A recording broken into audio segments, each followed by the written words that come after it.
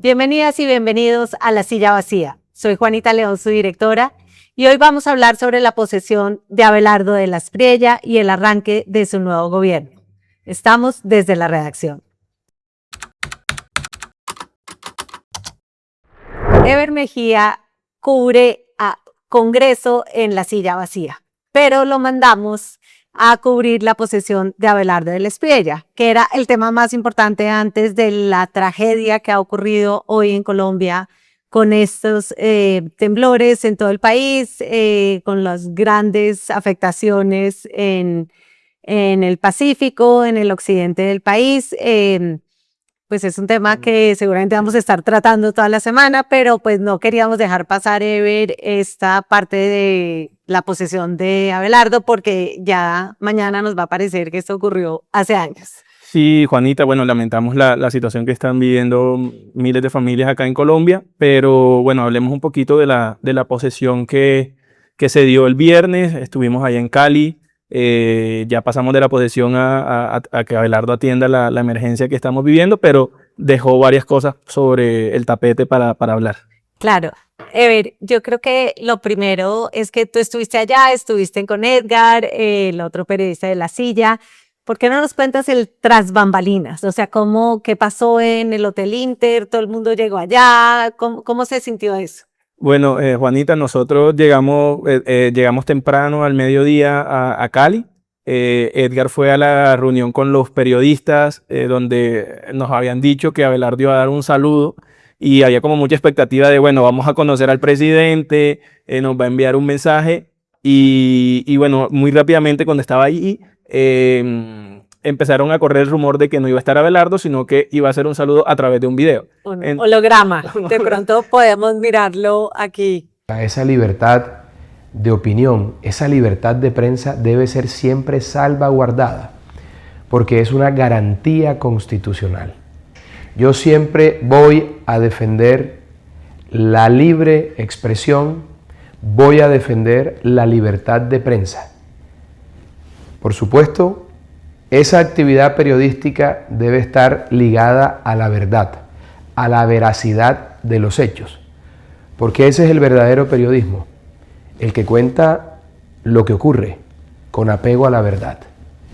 Lo otro no es periodismo. Ever, yo quedé con la sensación después de escucharlo que él iba a comenzar a matizar qué era verdad, qué no, quiénes somos periodistas, quiénes son activistas.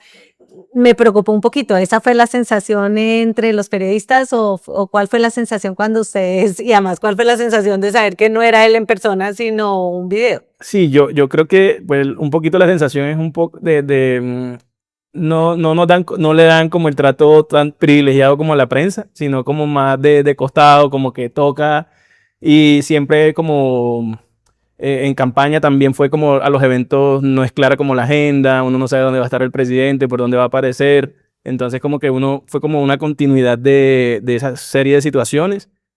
Allá en ese batallón también, en la Universidad de Cali, también nos enteramos de que Abelardo no iba a estar solo en el auditorio de la universidad, sino que iba a estar en el batallón. Entonces esa fue como otra de las sorpresas de la jornada. Y en el tema de prensa, pues sí, lo que vemos es como muy cerrado, casi los ministros no quieren hablar con nosotros, con La Silla, incluso con otros medios. Entonces, pues sí, un poco como de limitación de acceso es lo que uno percibe. La impresión que a mí me da es que todos los presidentes comienzan con la pretensión de que van a controlar la información, la van a centralizar, solo habla el speaker del gobierno, pero al final pues eso termina no funcionando porque pues los periodistas tenemos que hacer nuestras historias y bueno, vamos a ver cómo funciona, pero también me da la impresión que eso de Abelardo estar en un sitio, después estar en otro, yo creo que eso sí va a ser un rasgo de su gobierno, de sorprender permanentemente y estar donde uno cree que no está. Entonces, pues, es una nueva versión del presidente. Ever, después ustedes llegaron al Hotel Inter y ahí, ¿cómo era la escena en el Hotel Inter? Bueno, había de todo, Juanita. Había como un grupo de periodistas esperando que llegara Milei. Era como la estrella que tenía que llegar y como que captar el momento exacto en el que llegara.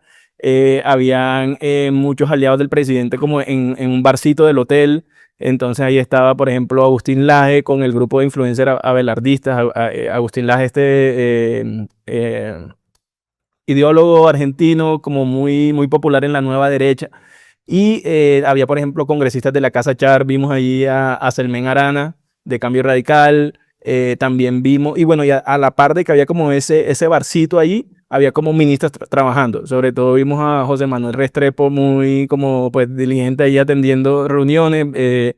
Entró un rato a la oficina que le dispusieron a Restrepo, al dirigente de FENALCO, el presidente de FENALCO estuvo allí. Vimos a Mauricio Gómez, ministro de Comercio, también como en esa reunión muy breve que hubo ahí en el hotel. Y bueno, los pasillos moviéndose, los periodistas, la gente, entonces muy entretenido. Ever, a mí me llamó mucho la atención esta escena de los influencers, la podemos ver y la comentamos. Llegó la nueva derecha a gobernar para todos los colombianos. ¡Viva la libertad! ¡Firme por la patria! ¡Firme por la patria! ¡Firme por la patria! No aparece ahí en el pool cuando comienzan a contar la cuenta regresiva y dicen chao Petro.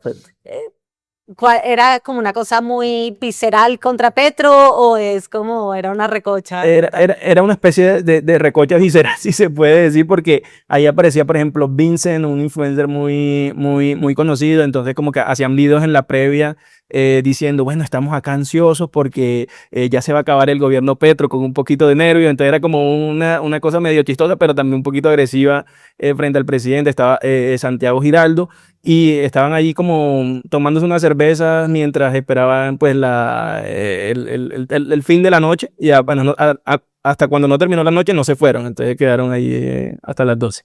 Bueno. Entonces, vámonos a la ceremonia.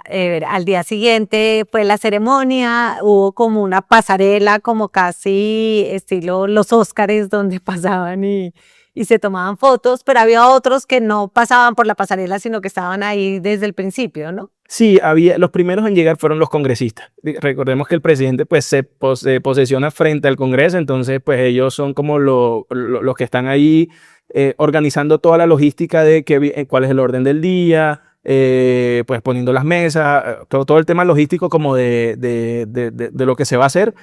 Y vimos a Ape Cuello, por ejemplo, que fue rival de Abelardo en campaña, conversando pues con aliados como David Barguil o con el presidente de la Cámara, Nicolás Barguil. Estaban como, no sé, hablando de política, de la elección del Contralor, de cuándo viene Abelardo, todo lo que hablan los políticos. Empezaron a llegar alcaldes y gobernadores también, Alex Char, Federico Gutiérrez, el alcalde Alejandro Eder, el anfitrión. Y vimos como invitados ahí. ¿Quiénes estaban en la fila de los VIP? ¿Quiénes eran las primeras filas? Bueno, lo más llamativo de verdad fue Jaime y Gabriel Gilinski. Que tenemos la foto, ¿no? La podemos poner ahí mientras hablamos. La podemos poner, bueno, ahí fue como, bueno, llegaron estos invitados, obviamente se hicieron sentir, su presencia se sintió. Muy rápidamente llegó el ministro del Interior, Rodrigo Lara, a saludarlo, llegó el ministro de Justicia, Iván Cancino, también a saludar. O sea, los Gilinski ocuparon se notaba que eran importantes. Se notó su importancia. Y bueno, en esa primera fila estaban como los congresistas, Gilinski, estaba el señor de FENALCO, estaban también estos influenciadores, no tienen como un rol secundario en la campaña de la espía, sino que estaban en el primer piso, o sea, como ellos ocupaban el primer lugar. El primer lugar, y por supuesto los ministros. Vimos a la ministra de Cultura, Paola Holguín, hablando un diálogo breve con Agustín Laje. Entonces sí, era como esa antesala, digamos, de la llegada de Abelardo y de los invitados internacionales. Ok, miremos que me parece interesante la llegada de Álvaro Uribe entre los que pasaron por la alfombra roja.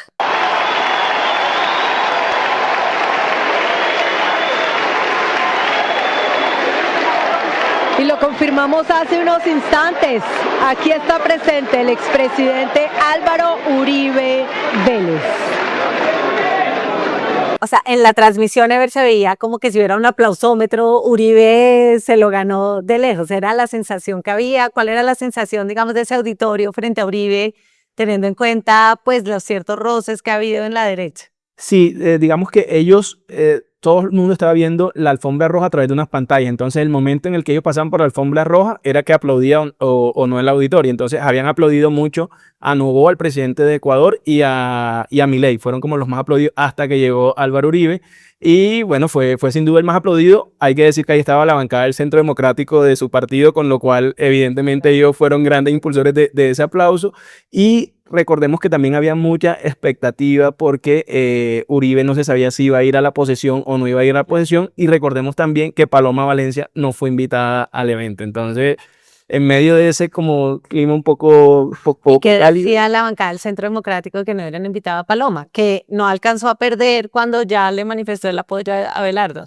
pues Juanita, pues marca todavía los roces que han tenido entre ellos. Ahí vemos al senador Rafael Nieto, ha sido un duro crítico de Abelardo, y pues la hablaremos ahora, pero el presidente Honorio Enrique, si bien fue cálido con Abelardo, también dejó unos puntos importantes ahí a tener en cuenta. Entonces, veremos cómo sigue. Ahí hablé con una persona que fue cercana a Uribe y ahora está con Abelardo, y yo le preguntaba si él podía hacer como una especie de bisagra en esa relación, y él me dijo que uno no puede servirle a dos reyes, y que pues en ese momento él estaba con Abelardo. Entonces, un poquito la sensación en el ambiente es que va a seguir habiendo esos roces. Ok.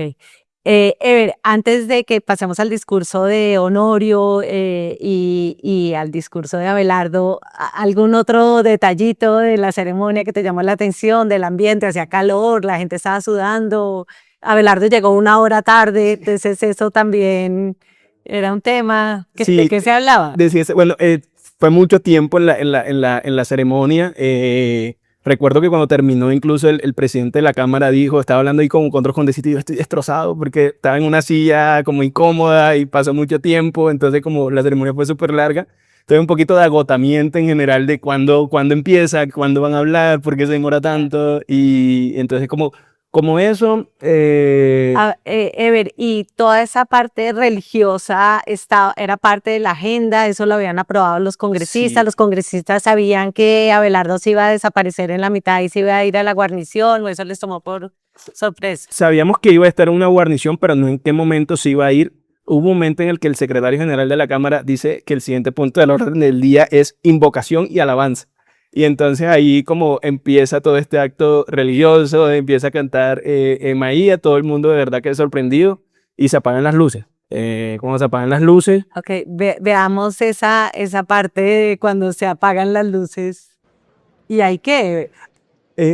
Bueno, ahí Juanita, recuerdo que yo estaba como aprovechando el tiempo como para hacer otras cosas de la reportería, y tú me escribes, Abelardo está ahí, y yo digo, no, se fue, y le pregunto a alguien, se fue, ¿verdad? Y el otro, sí, se acaba de ir, no lo vemos. O sea, nadie como que... Esto fue como un acto de magia, Remedios la Bella desaparece. ¿Y la gente qué dijo cuando desapareció? No, bueno, yo creo que hubo sorpresa. Hubo sorpresa en la ceremonia religiosa. Recordemos que pasó un rabino, un cura católico y un pastor evangélico. Se fueron varias personas. Jennifer Pedraza fue una de las más críticas. Dijo que eso como que ponía en riesgo el Estado laico. Fue muy largo, digamos, como las luces oscuras. Pasó el tiempo y después hasta que llegó el discurso de Abelardo, básicamente. Pero ¿y los congresistas lo tomaron bien, o los congresistas se sintieron vulnerados de que Abelardo se fuera, y los invitados? Yo creo que recordemos que el pacto histórico no estuvo en el evento, sino que en ese momento estaba en protestas en Cali y en Barranquilla, con lo cual las voces más críticas del gobierno no estaban allí presentes. Jennifer Pedraza, como dije, se fue, y yo creo que los congresistas como que están en la alianza con el gobierno o en la independencia, no van a entrar a confrontar al presidente en ese tipo de detalles. Yo creo que sus peleas van a venir más adelante como en proyectos más claves. Entonces como que es una licencia que le permiten, seguramente a muchos no les parecerá bien, pero no es un desgaste que ellos vayan a darse ahora. Ok. Oigamos un pedacito del discurso de Honorio, que me pareció que fue muy interesante lo que dijo, ¿no? Sí. Consenso que sin duda usted debe liderar respetando el pluralismo y la entidad partidista. Hay que gobernar con sólidas convicciones, pero sé que usted entiende que no es la hora de imponer el criterio gubernamental, sino de liderar diálogos y construir soluciones con la fuerza del consenso. Por supuesto, No será esta una hora para pasar por encima de las colectividades políticas, sino de reconocerlas justamente para enriquecer la conversación nacional, a partir de su representatividad y de la fortaleza que ello implica. Hago esta anotación, señor presidente, en tono menor, pero con la convicción y firmeza, porque a todo nuevo gobierno no falta quien le aconseje alimentar el debilitamiento de los partidos para garantizar la gobernabilidad e imponer la voz oficial, lo que termina destruyendo democracia y fortaleciendo caudillismo. Pues a mí me pareció que ese era un discurso con unos mensajes clarísimos hacia Abelardo. Tú que cubres el Congreso, de ver cómo lo interpretaste. Sí, yo lo interpreté como que hay una serie de preocupaciones, que un tono cordial, pero le dejó las advertencias más claras y hay que trabajar juntos, no hay que olvidar lo que se ha hecho, lo que han hecho pues los antecesores, en clara referencia a Uribe, y que vienen proyectos claves como el presupuesto, como el Plan Nacional de Desarrollo, como la reforma tributaria que ya anunció Abelardo. Entonces como que le dejó las bases claras, mencionó los problemas del país, los principales problemas. Recuerdo que en ese momento Abelardo se levantó y aplaudió el discurso de Honorio, con lo cual lo tomó bien, diría que lo tomó bien, al menos lo que se vio, y pues pero Honorio le mandó un mensaje claro y creo que los congresistas de las bancadas lo interpretaron así también. Claro.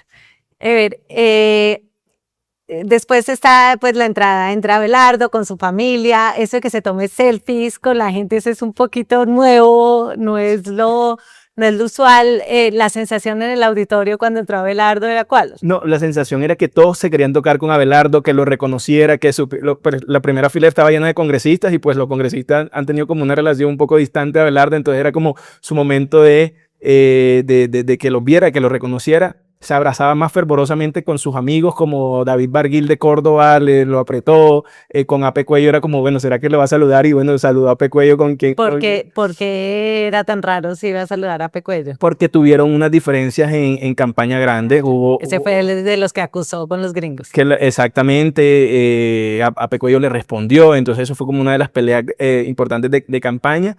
Entonces como que había esa expectativa, pero en general se saludó con todo el mundo, le quitó el celular a los congresistas y salía él, entonces digamos que bien, fue cordial con los congresistas, no hubo ahí como un choque ni nada por el estilo.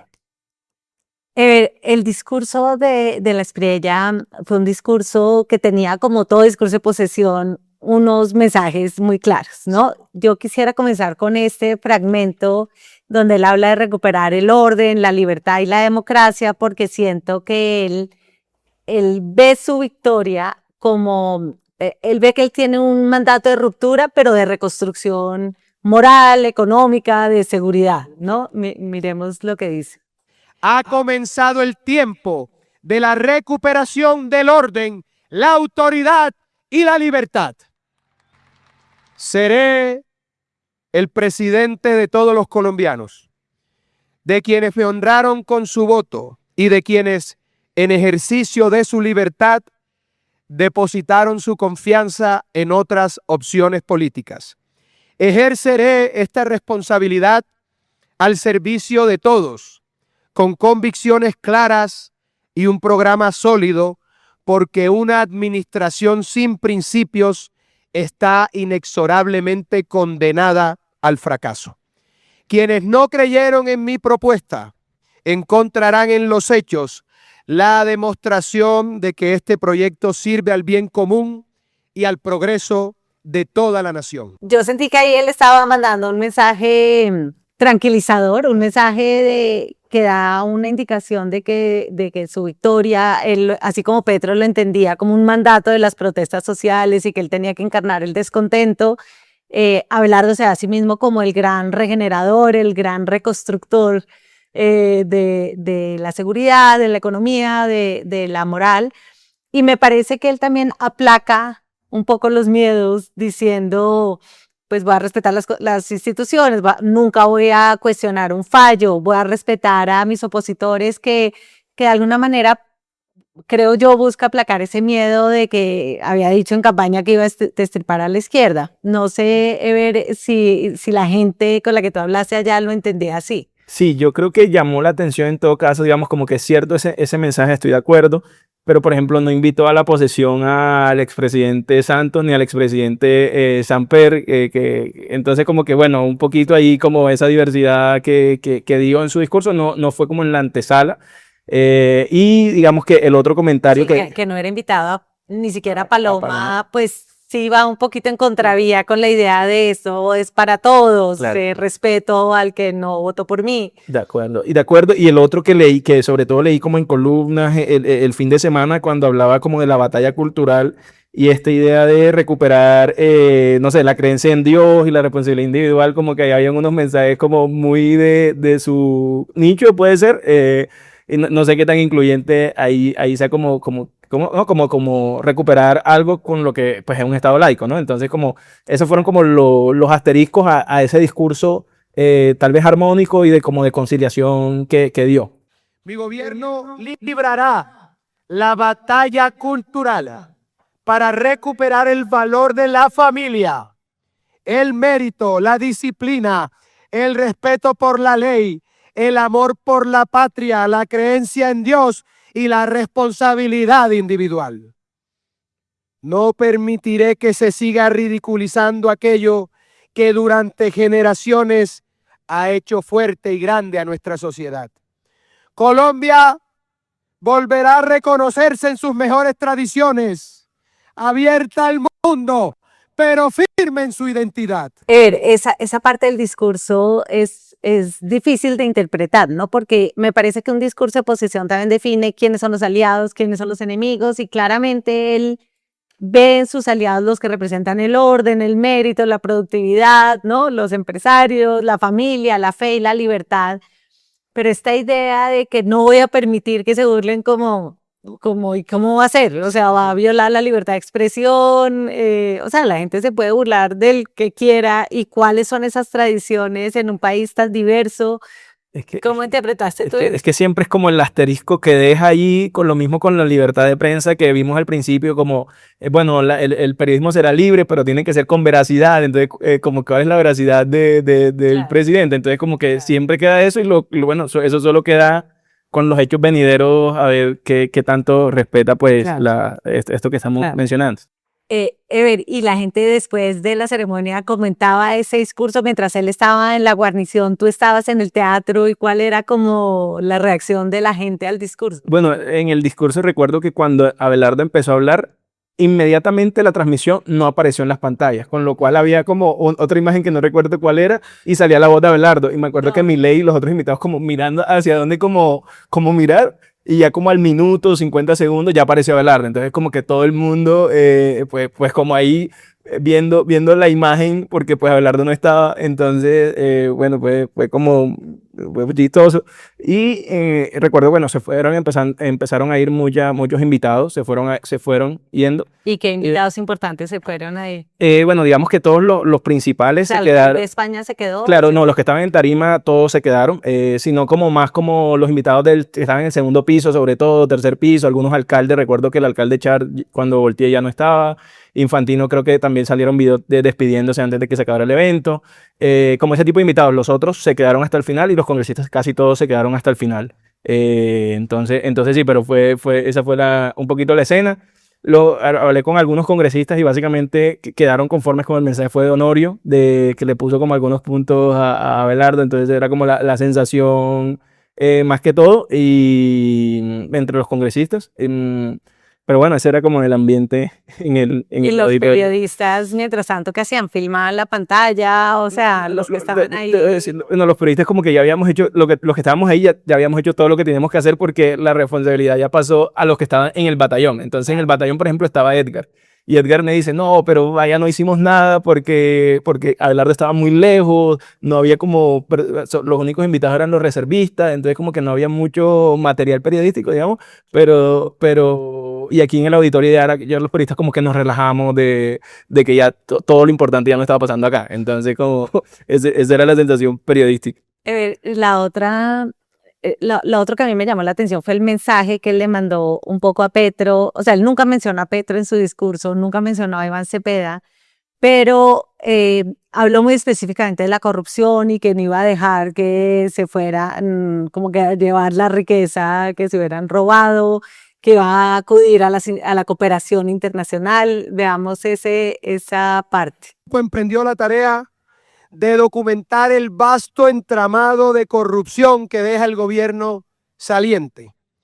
Toda la información y las evidencias serán puestas en conocimiento de las autoridades judiciales y de los organismos de control competentes. Acudiré a la justicia de otros estados y a los mecanismos de cooperación internacional, porque las fronteras no pueden convertirse en refugio para quienes pretenden esconder el producto de la corrupción. Que lo oigan bien quienes saquearon a Colombia.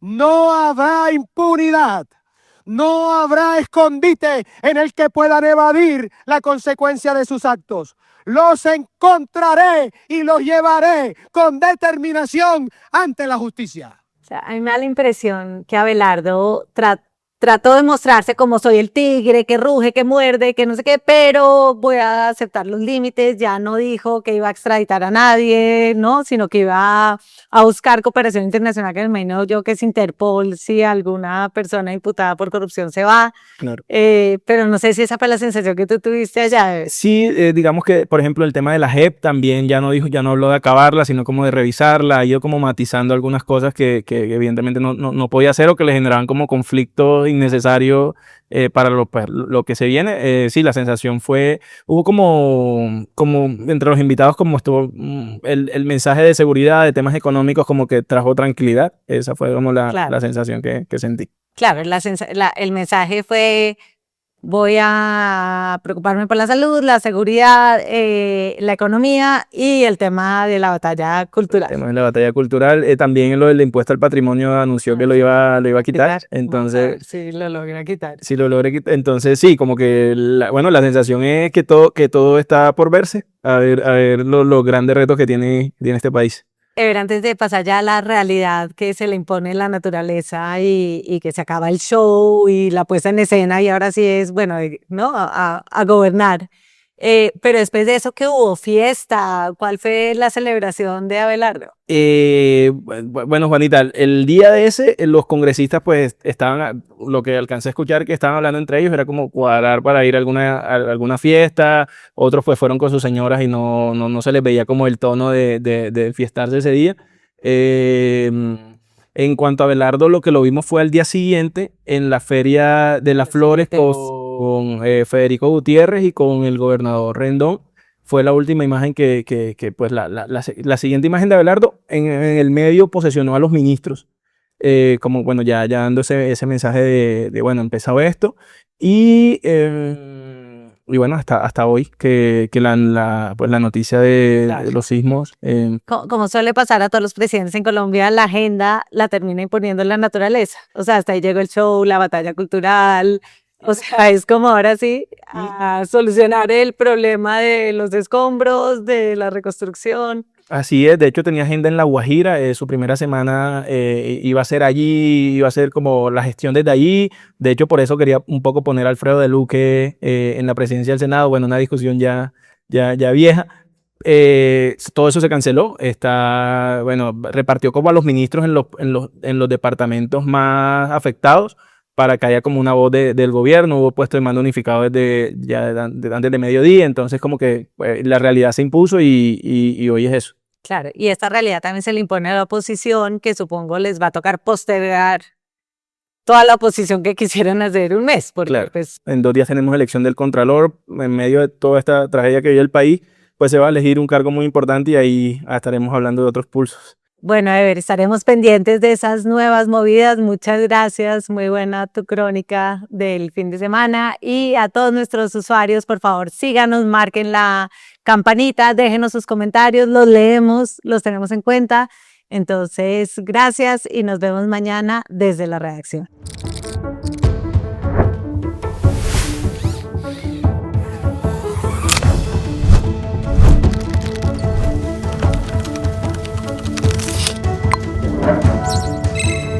Congreso. Sonia es el paraíso. Presidente Gustavo. Comprender las movidas políticas de Abelardo de las Priella durante su primer año de gobierno será clave para tomar mejores decisiones en su sector. El curso virtual ¿Qué está pasando en Colombia? Es un espacio exclusivo para profundizar en la coyuntura con información verificada, contexto y acceso directo a Juanita León y Daniel Pacheco, quienes han investigado el poder en Colombia por más de 15 años. A partir de agosto y durante un año podrá asistir a encuentros mensuales de 2 horas, analizar los hechos más importantes, resolver sus inquietudes en espacios de confianza y comprender mejor el panorama nacional bajo el nuevo gobierno. Manténgase un paso adelante en el análisis de la política colombiana y tome mejores decisiones con información independiente y análisis de experto. Conozca todos los detalles en lasillavacía.com/sillacursos.